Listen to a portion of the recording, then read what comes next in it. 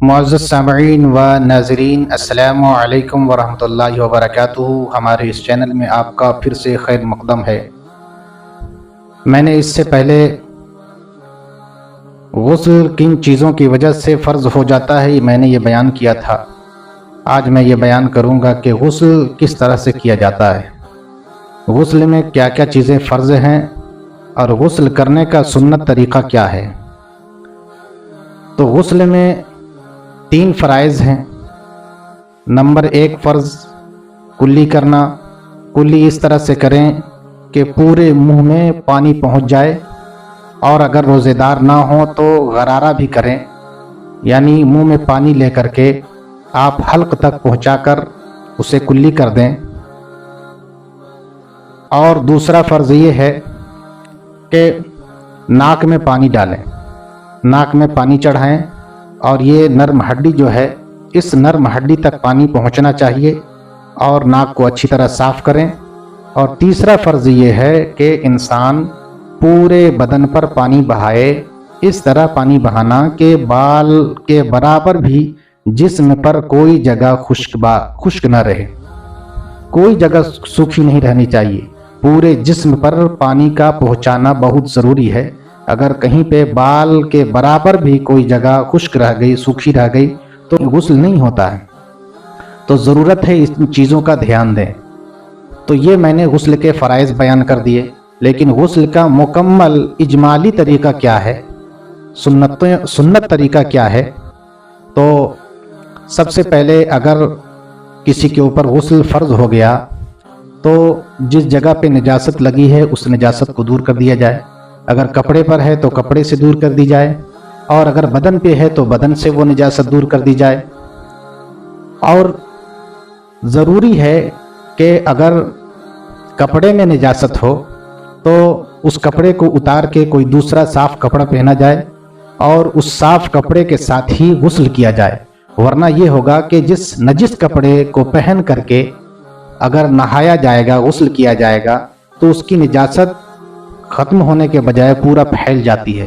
اس لیے اس کپڑے کو اتار دیں اور دوسرا کپڑا پہنیں، اور پاک کپڑا پہن کر کے اس کے ساتھ آپ غسل کریں۔ تو سب سے پہلے کپڑے سے اور یا بدن سے نجاست کو دور کرنا ہے۔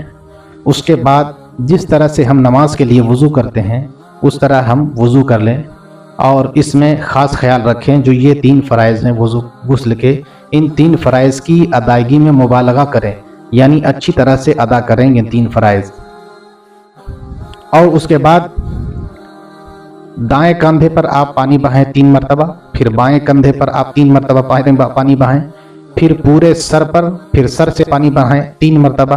تو اگر اتنے میں پورا بدن بھیگ جاتا ہے تو ٹھیک ہے، اور اگر اتنے میں پورا بدن نہیں بھیگ پاتا تو ضروری ہے کہ اگر آپ کو مزید اور مرتبہ پانی بہانا پڑے تو اور آپ پانی بہائیں، اس طرح کہ پورے بدن پر پانی پہنچ جائے، ایک بال کی جگہ بھی خالی نہیں رہنی چاہیے۔